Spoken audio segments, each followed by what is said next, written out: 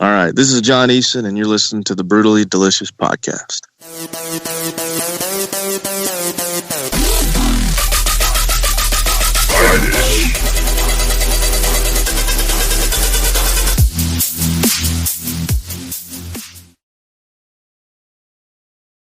Thanks for joining us. I appreciate it.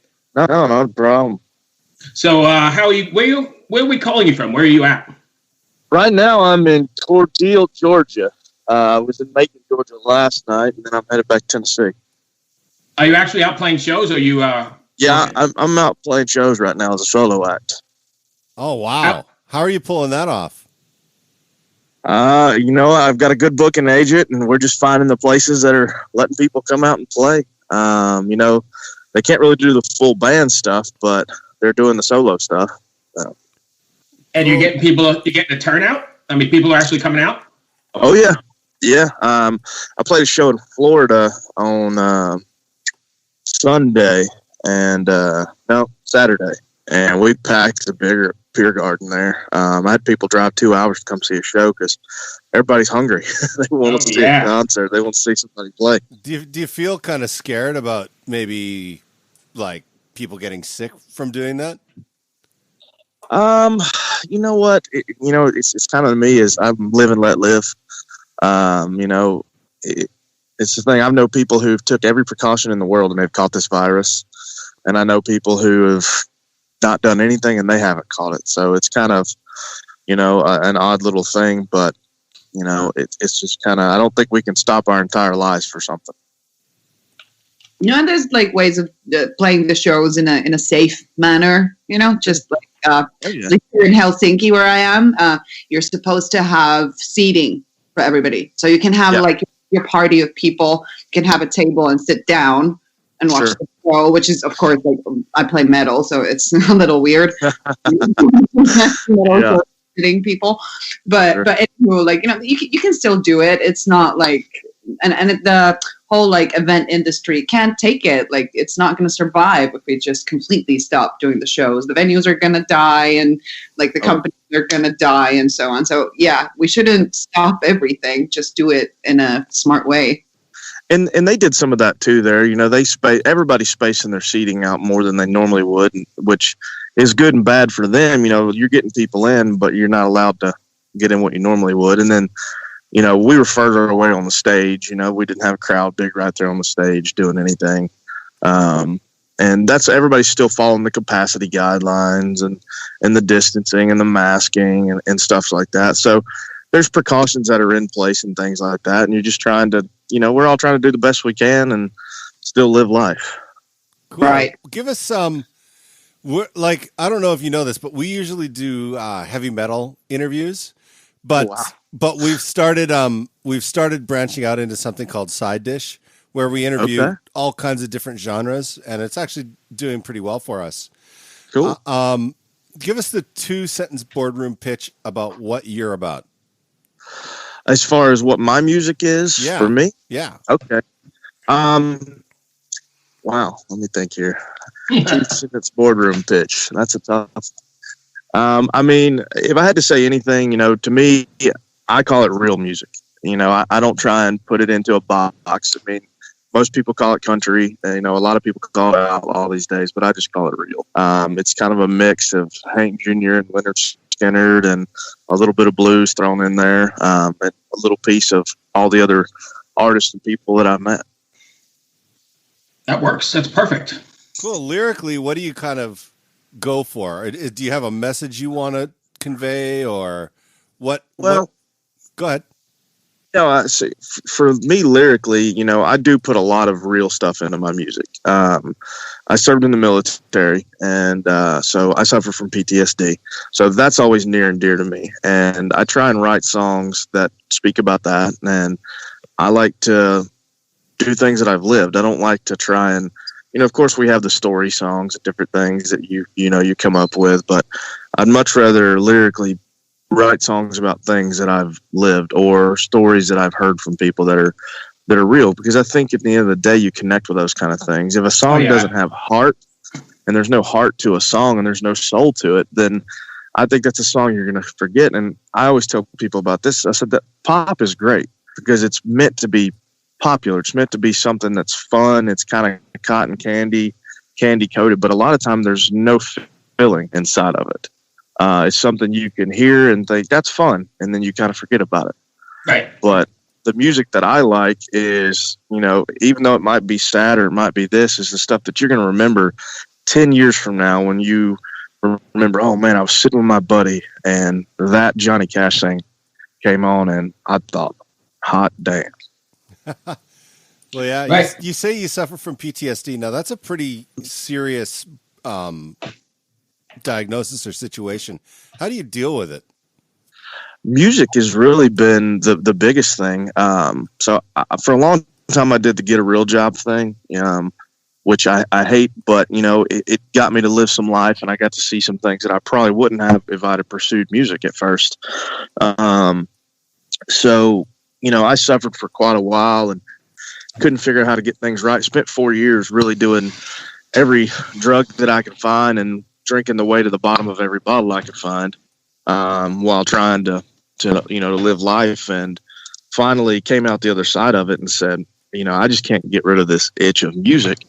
And immediately when I started getting back in touch with that, I started to feel better, and I started to get back in touch, and I started to put my emotions and things that I was dealing with into the songs. And I started to try and be more open about the PTSD with people and just let people know what it was. And when I stopped trying to hold everything in and not let people give me a helping hand, and let people be there for me and then share that with people, it started to become something that was, I would say, manageable. Just like any disease, you have dark days, but you just try and come out the other side of it. I mean, just like anything, the first thing in it is taking that first step.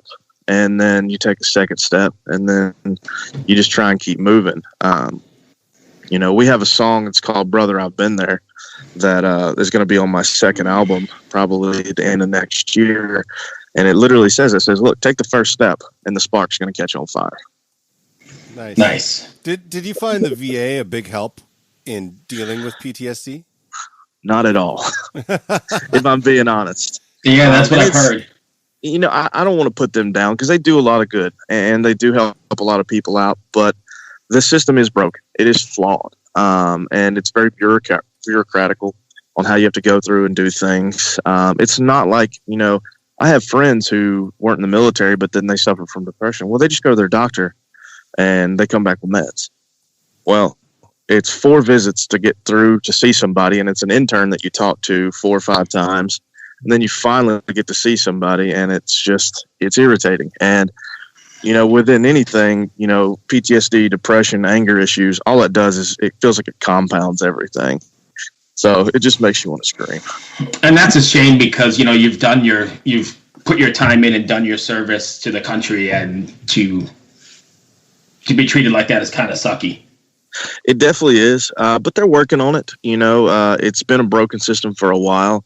Right. They're still having issues dealing with Agent Orange from, previous wars and getting those things corrected. But there has been light shined upon it. And, there was the act that was put in that if you don't feel like as a veteran that you're getting the care you need to, you can go to a normal doctor and then the VA has to cover it. Oh, okay. So there are avenues that are being put in place and in legislation and things like that. And then there's the VFW and other people who are constantly down in, DC, and they're working on this stuff and trying to get things better. So there's flip sides of everything. So there's good and bad. Absolutely. I ask because I'm from Canada. So, okay. I live in DC now, but I ask because I'm just learning about how everything works down here. Really? Sure. So I hear a lot about the VA and everything else. So I was just curious if they were helping you out. Sure.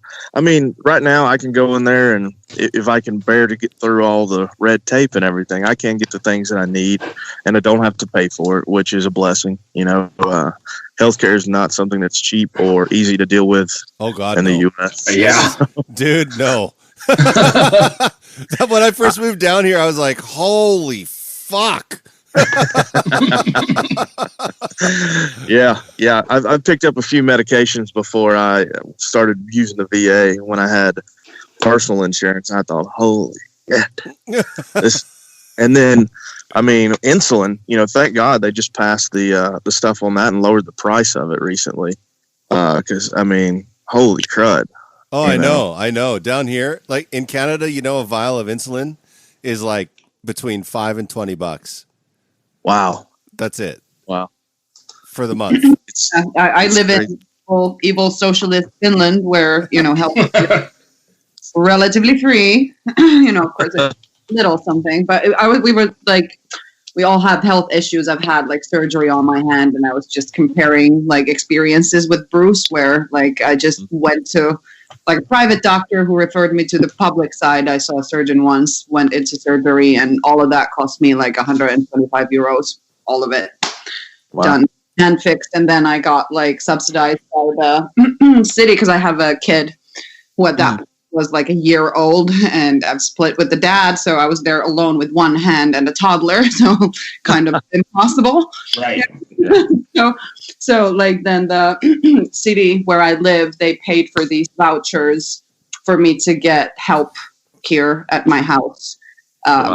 For like, I think it was like 60 hours or something. And, we managed to sort of juggle that. So had to then, pay for some help as well. But, that you're not left on your own. And I hear you talking about like the help that you get. And it's, I only hear you say meds, but is there any like help, like where you just talk to somebody? Is that like meds alone? I don't think really fix anything. They have they put a lot of new things in place for that. They have a whole health concept, that's been around for a couple of years now, and they're really starting to push in a lot of companies and industries. So they're starting to do that. So they're adding more things that are more, I guess you'd call holistic type things, where it's, group therapy where you can talk with each other. You can just talk to a therapist. They also do like acupuncture they offer now. Right. Which is crazy to me. And then they also do Tai Chi classes. So they do things that, try and help and do that. But one of the things I found the most that helps me was not going through that avenue of like a professional person to talk to, was finding people who suffered the same way that I do. And we just got together and talked, and we kind of shared, not in a professional way, but just talked to each other and said, hey man, I got your back. You got my back. And if you need me at 3 a.m., call me. And if you need this. And so that's been my biggest thing. And when I meet people, veteran or not, who suffer, because there's other people who suffer PTSD that's not from combat, and tell them same thing. Say, hey man, I know what you're going through. I've been there, and you ain't got to stay there. If you ever need help, just come talk to me. That's awesome. That's really. We need a lot more of that. Yeah. I honestly, I tell people all the time, because there's a lot of people who don't want to share, who've been through traumatic situations, and they want to keep it inside. And I think that's like poison, and that might sound a little bit cliche. We're keeping our emotions in, but you know what? Getting it out and telling people what I went through, because some people are like, oh man, most people won't talk about this. I said, well, keeping it in me it's black and it's dark, and getting it out, is getting rid of it. So it's like taking poison out of my body by sharing what I've been through. That's awesome. We should get back to music, though. Yeah. So I don't know if you've ever listened to us, but we're kind of all over the board. So sorry about that. We call it a casual. Right. We call it a casual conversation, so people get to know the artist instead of like how the band name came or how this song came about or whatever. Yeah. I don't have a problem with it. In the end, and I've heard this from the people in the metal realm, and I'll ask you in the country realm as well, do you find that music is like some of the best therapy? Honestly, yes. I mean, for me, it is 100% the best therapy, especially when I'm out playing. Picking up a guitar and writing at home and doing stuff always puts a smile on my face. But I don't care, out of all the things I've done in my life and the drugs and things I've put in my body, there is no high better than getting on stage and playing music to me. It's just adrenaline. I could be dead tired and show up to a venue, and you put me on that stage, and I'm high on life. Amen, brother. That's pretty awesome. If fans want to find you, are you pretty active social media wise? I am active on social media. I hate it, but I am active. I constantly feel like I need to be telling people what I'm doing. You know, I'm like, oh, I should have posted that. I ate a hamburger. You know, it's things like that. And so, but I am pretty active on there. I do talk to people because that's how you make your fans these days. And it's how people kind of communicate and do things. So we have to adapt to the world that we live in. So I've got the Facebook. It's John Eason Country. And then Instagram, which is John Eason Music. And then I have my own website. That is www.johneasonmusic.com. So. And I kind of cut the rest of them off. Riina or Kris, you got anything else? No, thanks for joining us. And thank you guys. Thank you for your service, and thank you for being open and honest. I appreciate that. No, not a problem at all. Like, you gotta share. You gotta be candid with people. You know, the people want the real deal, not the fake stuff. I 100% agree, and I think it shows up in your music and everywhere else. So that's great. Awesome, thank you. All right, be well, my friend. All right, y'all have a good one. Thanks. Right on. Bye. Bye. Bye. Hello out there. Yes, hello out there, everyone. I'm Hal Schwartz. And I'm Flynn McLean. Together we host None But the Brave, a podcast dedicated to the music and career of Bruce Springsteen. Bruce and E Street Band are on tour right now for the first time in 6 years, and we're taking a detailed look at what's happening on stage in our bi-weekly episodes. We've also been recently joined by some very exciting guests, including rock journalist Warren Zanes and Stephen Hayden, Backstreet's Magazine founder Charles Cross, and Barstool's Kirk Minahan. If you're a diehard Springsteen fan, this is the show for you. So please subscribe to None But the Brave on your favorite podcasting platform, and we hope to see you further on up the road. Thank you so much. We'll be seeing you.